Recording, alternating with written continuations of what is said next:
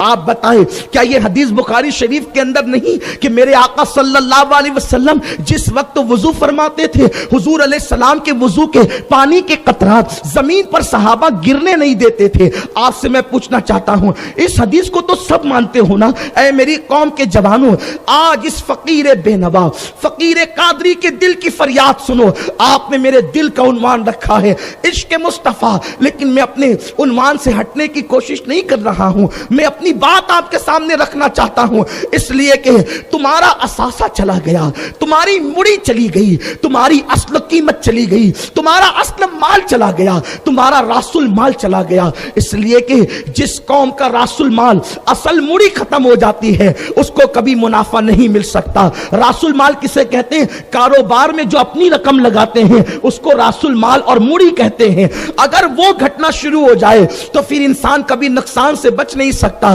مسلمانوں، جسے عشق مصطفیٰ کہتے ہیں وہ راس المال ہے، وہ مڑی ہے ایمان کی، وہ جان ایمان ہے۔ اللہ اکبر، تمہارے دلوں کے اندر سے عشق مصطفیٰ یہود و نصارہ نے نکالنے کی کوشش کی۔ میری قوم کے جوانوں، یہاں سے لے کے وہاں تک عشق مصطفیٰ کے نام پر سردی میں کھڑے رہنے والوں، بیٹھنے والوں، میری بات سمجھنے کی کوشش کرو۔ آپ بتائیں، اگر میلاد النبی کی بات آ جائے، ہر آدمی کہنے لگتا ہے یہ کہاں لکھا ہے؟ لکھا بتا رہے ہیں، پھر بھی کہاں لکھا ہے؟ حضور کی حیاتی کی بات ہے، حضور زندہ ہے، کہاں لکھا ہے؟ یہ کہاں لکھا ہے؟ انگوٹھے چومنا کہاں لکھا ہے؟ حضور حاضر ہے کہاں لکھا ہے؟ حضور دیکھ رہے کہاں لکھا ہے؟ حضور موجود ہے کہاں لکھا ہے؟ حضور کی شان یہ کہاں لکھا ہے؟ آپ کو سب جگہ لکھا بتائیں گے، لیکن میرا ایک سوال آپ سے ہے۔ آپ میرے پاس آ کر کے بیٹھے، ہمارے علماء کے پاس آ کر بیٹھے، اللہ کی عزت کی قسم، سنی جو کرتے ہیں اور علماء اہل سنت جس کی تائید کرتے ہیں، قرآن حدیث میں نہ بتا دوں تو آپ جو چاہیں ہمارے ساتھ سلوک کر سکتے ہیں، آپ غلامی لکھ کر لے سکتے ہیں، آپ جو چاہیں انعام منہ مانگا مانگ سکتے ہیں، ہم آپ کو دینے تیار ہیں۔ لیکن بات اتنی ہے، ایک سوال میرا ہے، کیا یہ حدیث کو سارے لوگ نہیں مانتے؟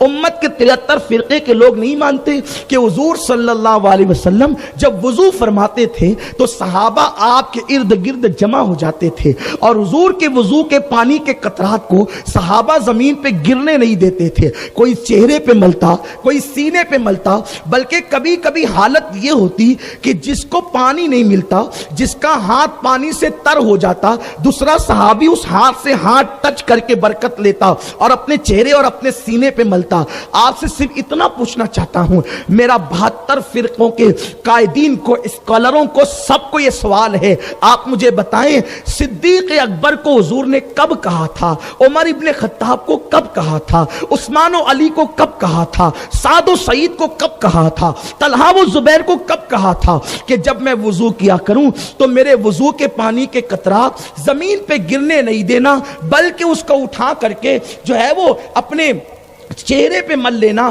اپنے سینے پہ مل لینا، اپنے بدن پہ مل لینا، اور اس کے لیے جو ہے وہ ایک دوسرے کے ہاتھوں سے ہاتھ ٹچ کرنا نہ قرآن میں ہے نہ حدیث میں ہے۔ پھر صحابہ یہ کرتے کیوں تھے؟ اس لیے کہ صحابہ کو حضور نے یہ نہیں کہا تھا، عشق کی باتوں میں حکم نہیں دیا جاتا، جہاں حکم دیا جاتا ہے وہ چیز قانون بن جاتی ہے، اور عشق قانون سے بلند ہوا کرتا ہے، عشق قانون سے بلند ہوا کرتا ہے۔ اب میں بہت اہم نقطے کی طرف آ رہا ہوں، توجہ فرمائیں، اگر بات سمجھ سکتے ہیں تو سمجھے۔ عشق قانون سے بلند ہوا کرتا ہے، قانون پیچھے رہ جاتا ہے، عشق اس کے آگے جاتا ہے۔ بے خطر کود پڑا آتش نمرود میں عشق، اس لیے کہ آگ میں نہ جلنا یہ قانون ہے، آگ میں چھلانگ نہ لگانا یہ قانون ہے۔ اس لیے کہ کوئی جان بوجھ کر آگ میں چھلانگ لگا دے تو وہ مرے گا، اور یہ جائز نہیں ہے، اس کی اجازت نہیں ہے۔ لیکن عقل کہتی ہے قانون کی پابند ہو، عشق کہتا ہے چھلانگ لگا کے بتا دے کہ میرا دل کس کی محبت میں تڑپ رہا ہے۔ اسی طریقے سے آئیے آپ کو بتاؤں، قانون یہ ہے نماز عصر کی پابندی کرو، اللہ اکبر، اور نماز کا وقت آئے تو ساری چیزیں چھوڑ دو۔ فرض نماز کا وقت آئے، ماں حکم دے تو نہ مانو، باپ حکم دے تو نہ مانو، بیوی تڑپ رہی ہے تو نہ مانو، اس لیے کہ فرض آ گیا ہے، نماز پڑھی جائے گی، یہ قانون ہے، یہ قانون ہے؟ آقا فرماتے ہیں جس نے عصر کی نماز چھوڑ دی، ایسا میں یہ گمان کرتا ہوں اس کے سارے اعمال برباد ہو جاتے ہیں۔ یہ قانون ہے، عصر کی نماز چھوڑنے والے کے اعمال برباد، یہ قانون ہے۔ من ترک الصلاۃ متعمدا فقد کفر، جس نے ایک وقت کی نماز چھوڑ دی، حدیث کا ظاہر مفہوم وہ کافر ہو گیا۔ مومن اور کافر کے درمیان امتیاز نماز ہے، یہ قانون ہے۔ نماز نہ پڑھ کے بیٹھنے والا مجرم ہے، یہ قانون ہے۔ لیکن اب آئیے، یہ قانون ایک طرف ہے، اب صحابہ کا مسلک بیان کر رہا ہوں، کیونکہ امام احمد رضا سے پہلے میں صحابہ کو پیش کرنا چاہتا ہوں، ورنہ آپ یہ کہیں گے آپ نے تو اپنے اعلیٰ حضرت کی بات کر دی۔ اعلیٰ حضرت کے جو اعلیٰ حضرت لوگ تھے میں ان کی بات کر رہا ہوں، تاکہ پتہ چلے کہ اعلیٰ حضرت کو اعلیٰ حضرت بنایا کس چیز نے، یہ بھی سمجھنے کی بات ہے۔ قانون یہ نماز کسی صورت میں نہیں چھوڑی جا سکتی۔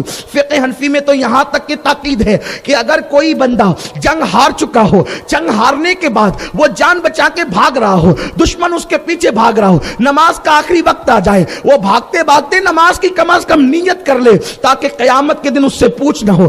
اس طرح اور بھی سختیاں بتاؤں گا تو دنگ رہ جاؤ گے، لیکن اس کے اندر نہیں پڑتا۔ لیکن آئیے، مقام صحبہ میں ایک جوان ہے، بڑا حسین و جمیل ہے، بڑا خوبصورت ہے، بڑا خوب سیرت ہے، اس کچھ جوان سے حضور کو پیار بڑا ہے، اتنا پیار ہے کہ حضور سید عالم نے اس کو اپنا بھائی بھی کہا، اپنا داماد بھی بنایا، اور اس کے بعد اس کے بڑے مرتبے عطا کیے۔ اس جوان کے لیے حضور نے فرمایا سب کو علم کا ایک حصہ دیا، 9 اس جوان کو عطا کیا۔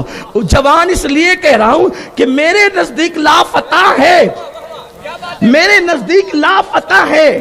علی قیامت تک جوان ہے، کیونکہ حضور نے جو جوان کہہ دیا، حدیث سے ہٹ کر کوئی بات نہیں کرنا چاہتا۔ اس جوان سے پیار بہت ہے، اور آقا کریم صلی اللہ علیہ وسلم نے کہا اس جوان سے، اس کا نام خیر سے علی ہے، اور وہ ولیوں کا ولی ہے، اس کے گھر میں خیر ہی خیر ہے، اس کے بچے جان امامت ہے، اس کی بیوی آبرو انسانیت ہے، اس کی بیوی جنتی جوانوں کی سردار ہے، اس کا سسر نبیوں کا امام ہے، اس کا بڑا بھائی انبیاء کا تاجدار ہے، اس کا بڑا بھائی صاحب معراج ہے، صاحب براق ہے۔ اللہ اکبر۔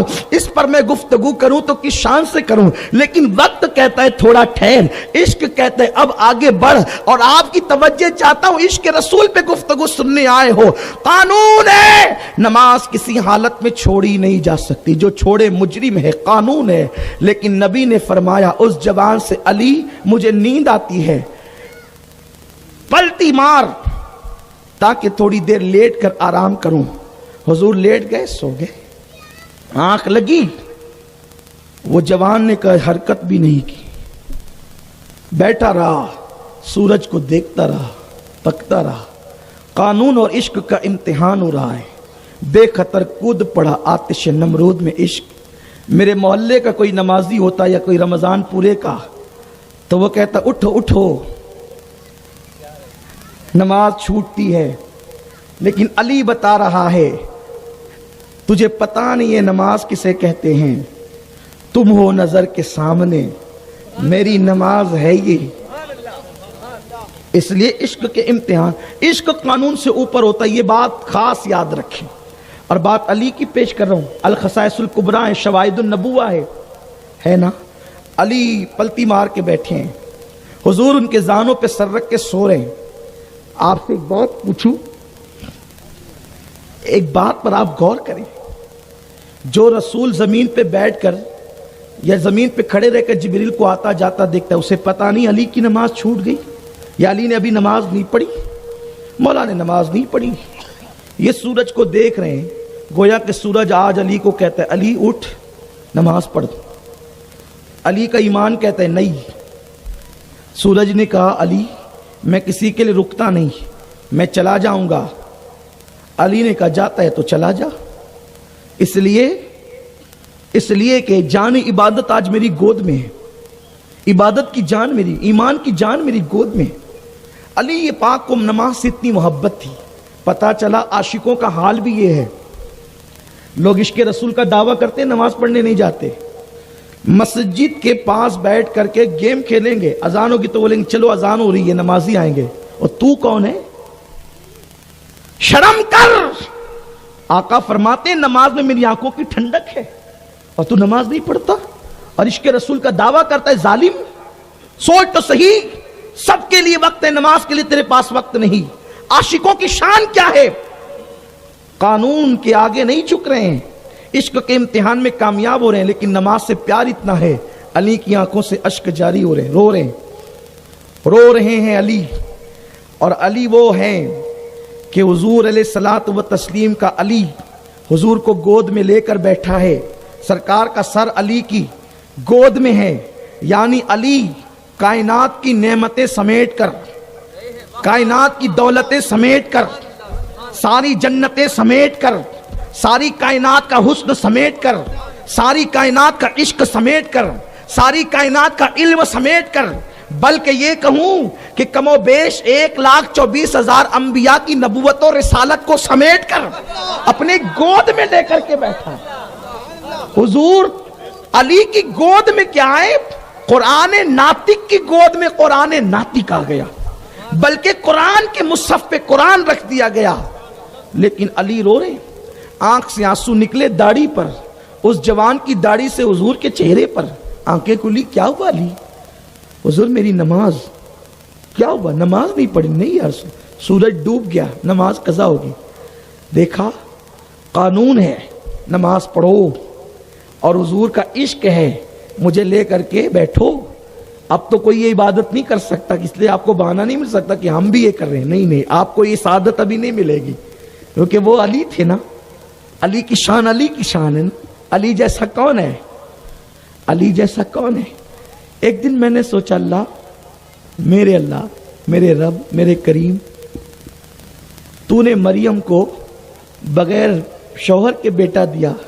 اللہ اگر شوہر کے بعد دیتا تو بیچاری مریم پہ اتنے الزامات کیوں لگتے؟ شوہر دے دیتا, تیرے لیے کوئی بڑی بات تو تھی نہیں. تو نے بغیر کسی کو جوڑے کے تو پیدا نہیں کیا. اللہ ایک مریم کو شوہر دے دیتا تو کیا ہو جاتا؟ قدرت کا نقیب کہے گا نادان تجھے پتا نہیں. اگر مریم کو شوہر دیتا نا تو کائنات میں 2 عورتوں کو میں نے بطول بنایا, ایک مریم بطول, ایک فاطمہ بطول. تو قیامت کے دن مریم کا شوہر کہتا تیری بیوی بھی بطول, میری بھی, تو جیسا تو ویسا میں.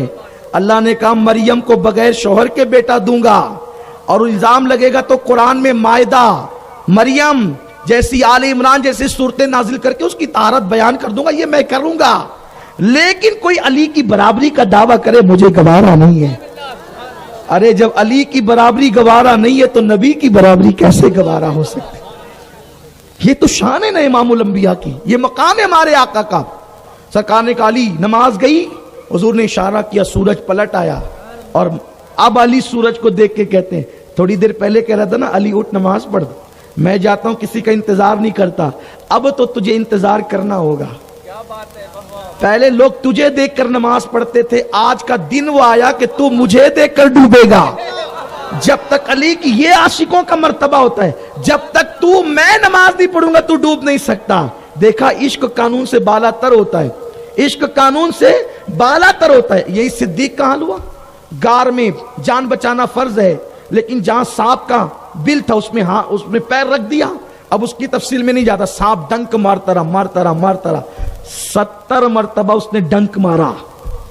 600 سال پرانا سانپ تھا وہ, اس نے ڈنک مارا. آپ کہیں گے یہ عمر اس کی آپ کہاں سے لائے؟ لوگ کہتے ہیں یہ امین القادری ذرا نئی بات زیادہ کرتا ہے. میں کہتا ہوں کہ میں نہیں کرتا, وہ پرانی ہے, تم نے نہیں سنی ہے اس لیے تم کو نئی لگتی ہے. پھر کہیں جو ہے وہ میں اس کی وضاحت کر دیتا ہوں, لیکن کہیں جان بوجھ کے نہیں کرتا ہوں, چھوڑتا ہوں. ذرا تو بھی تو ڈھونڈنا کتاب میں, ہمارے پیچھے پڑا رہتا ہے, ذرا تو بھی رات کو محنت کر, جگ ذرا, تو تجھے پتا چلے نا کہ نئی بات آتی کہاں سے. وہ بغداد سے آتی ہے, وہ بغدادی فیضان ہوتا ہے تو آتی ہے, ایسے تھوڑی آتی ہے. ہاں یہ اپنا کوئی کمال نہیں ہے, وہ بغداد کے دولہا کا کمال ہے. ان کی خیرات ہے, ان کی جوتیوں کی, ان کے نانا جان کی جوتیوں کی خیرات ہے, باب مدینۃ العلم کی ان کے دادا کی خیرات ہے. 600 سال میں نے کہا تو آپ نے کہا وہ کیسے؟ میں نے کہا دیکھیے ایسے کہ حضرت عیسیٰ علیہ السلام میرے آقا کی شان بیان کر رہے تھے. لوگوں کو حضور کی شان کا جلسہ بڑا برا لگتا ہے, ہر عنوان اعظم ہے حضور کی شان, نہیں یہ مت بیان کر. ارے سارے نبی یہی بیان کرنے آئے تھے, عیسیٰ بیان کر رہے شان مصطفیٰ، وہاں سانپ بیٹھ کر سن رہا ہے، سانپ بیٹھ کر حضور کی شان سن رہا ہے۔ جب سب چلے گئے تو وہ آیا عیسیٰ، اور جس سونے کی شان تو بیان کر رہا تھا، جس رخ والدعا کا تذکرہ تو کر رہا تھا، ذرا بتانا وہ ملے گا کہاں؟ وہ کہا تو سانپ ہے اور تو ہے اس وقت یہاں بیت المقدس میں، بس میں اتنا جانتا ہوں کہ وہ مکہ میں پیدا ہوگا، مدینہ ہجرت کرے گا، تو ایک کام کر، ہجرت جب وہ کرے گا تو وہ 3 دن تک غار ثور میں رکے گا، تو تیرے لیے محفوظ جگہ یہی ہے کہ تو غار میں جا کے بیٹھ جا، وہ تجھے وہیں ملے گا، کیونکہ کہاں ملے گا نہیں ملے گا اتنے پتے تو کہاں کہاں ڈھونڈتا پھرے گا۔ اس نے آنا تو کہاں ہے؟ وصال سے پہلے غار ثور میں، تو وہیں جا۔ تو وہ عیسیٰ علیہ السلام کے زمانے کا سانپ تھا، اور وہ اگر پیدا ہوا ہوگا اسی دن، یہ تو ممکن نہیں ہے، لیکن بالفرض اسی دن پیدا ہوا ہوگا، تو عیسیٰ علیہ السلام کے 557 سال کے بعد حضور پیدا ہوئے۔ کتنے سال ہو گئے؟ 5.5 صدیاں ہو گئی۔ حضور علیہ السلام نے ہجرت کی 53 سال کی عمر میں، کتنے سال ہو گئے حافظ جی؟ 600 ہو گئے؟ صحیح عرض کیا میں نے؟ دیکھو ایسا حساب آتا ہے، کتنے سال پرانا، حالانکہ اس سے زیادہ اس کی عمر ہوگی نا، وہ اسی دن تھوڑی پیدا ہوا تھا۔ 600 سال پرانا سانپ، اور ماہرین کہتے ہیں کہ سانپ جتنا پرانا ہوگا اتنا زہر اس کا زیادہ ہوگا، ہے نا؟ 600 سال پرانا سانپ صدیق کو 70 مرتبہ ڈنک مار رہا ہے، صدیق اکبر نے پیر نہیں ہٹایا۔ صدیق یہ سوچتے ہیں کہ میں ہٹاؤں گا تو میرے محبوب کو تکلیف ہوگی۔ میں عشق اسے کہتے ہیں، جو جانتے ہیں وہ مانتے ہیں، جو مانتے ہیں وہ یوں عشق کرتے ہیں، عشق رسول اس کا نام ہے۔ یا اللہ، آپ پر تو غضب، بجلیاں گرتی ہے آپ پر، تو حضور کی شان سن کر، آپ کو نہیں کہہ رہا ہوں، آپ پر نہیں، آپ تو شان سننے کے لیے بیٹھے ہیں اور جم کے بیٹھے۔ اتنی سردی میں بڑے سے بڑا کوئی مشاعرہ کوئی پروگرام ہوتا تو لوگ نہیں ٹکتے، لیکن یہ حضور کا عشق ہے کہ سب کھڑے ہو کر کے سن رہے ہو، بیٹھ کے سن رہے ہو، اور ایسی زور سے سبحان اللہ بھی کہہ رہے ہو کہ لگتا کہ سردی ختم ہو چکی ہے۔ اس شان سے آپ سبحان اللہ کہہ رہے ہیں، اور یہ سبحان اللہ کیا ہے؟ حضرت سلیمان علیہ السلام کا تخت جا رہا تھا، کسی نے تخت دیکھ کر کہا سبحان اللہ، سلیمان علیہ السلام نے کہا تو نے میرا تخت دیکھ کر سبحان اللہ کہا، میری سلطنت کچھ دنوں بعد ختم ہو جائے گی، لیکن جو تو نے سبحان اللہ میرا تخت دیکھ کر کہا ہے، قیامت تک اس کا ثواب فرشتے لکھتے رہیں گے۔ ارے جس نے سلیمان کی شان دیکھ کر سبحان اللہ کہا، قیامت تک فرشتوں کا قلم چل رہا ہے۔ جس نے مصطفیٰ جان رحمت کی شان سن کر سبحان اللہ کہا، پھر اس کی سبحان اللہ پر کتنی سبحان اللہ۔